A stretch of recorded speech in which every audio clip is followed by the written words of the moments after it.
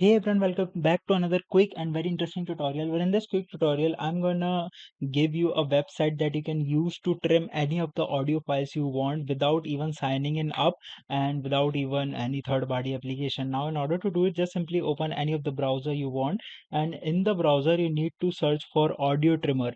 Once you do it, here you're gonna see this website, which is audiotrimmer.com. Just simply open this website and it will ask you to upload the audio file. Once you do it, the max size file is 250 MB, and once you do it, you can simply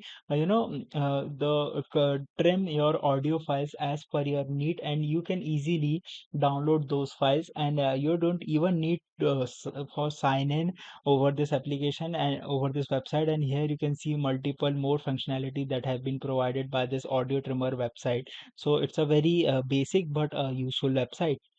Alright, so that's it for this video. I hope this video will be very helpful for you. Make sure to hit the like button and subscribe button for more such informative and quick tutorials. See you in the next one. Take care.